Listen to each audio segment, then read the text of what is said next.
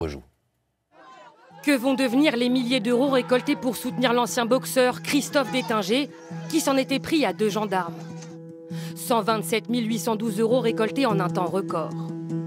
Une cagnotte créée pour l'aider à payer ses frais de justice, mais qui a choqué beaucoup de personnes. Face à la polémique, la plateforme Litchi clôture la cagnotte au bout de 48 heures. Raison invoquée, le non-respect des conditions générales du site. Il y a deux problèmes, un problème sur le bénéficiaire de la cagnotte et un problème sur l'objet de la cagnotte. Aujourd'hui, les proches de Christophe Détinger réclament non seulement cette somme, mais aussi plus de 3 millions d'euros de préjudice. Après qu'il y ait un débat sur la moralité, moi je veux bien, mais dans ce cas-là, ça va soulever d'autres difficultés. J'entends le débat sur la moralité, je le comprends, mais dans ce cas-là, qu'on parle de toutes les cagnottes litigieuses. Peut-on créer une cagnotte pour tout et n'importe quoi? La réponse est non. Dans les conditions générales du site, il est clairement stipulé: vous ne pouvez pas utiliser le site pour des activités qui enfreignent une loi, acte, ordonnance ou réglementation. En clair, impossible de créer une cagnotte pour acheter une arme ou financer des activités illégales. Pour les anniversaires, mariages, retraites ou encore pour soutenir des personnes malades, les cagnottes pullulent sur Internet. Et certaines dites de solidarité battent des records.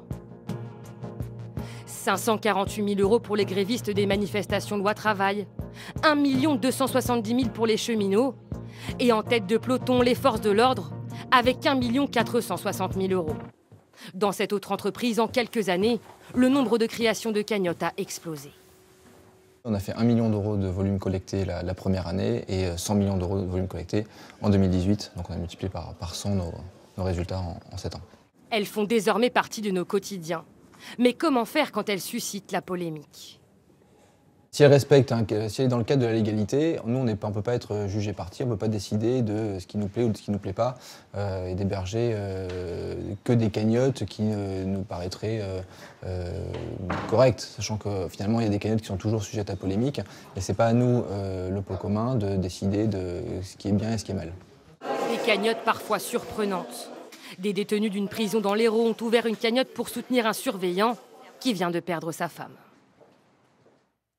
Le dernier rendez-vous de l'Union européenne en présence du Royaume-Uni, de Theresa May avant le Brexit, enfin l'avant l'éventuelle clôture du feuilleton à rebondissement qui est devenu la sortie de l'Union des Britanniques. On va prendre la direction ce soir de Bruxelles, retrouver Valérie Lerouge. Valérie, on s'y perd.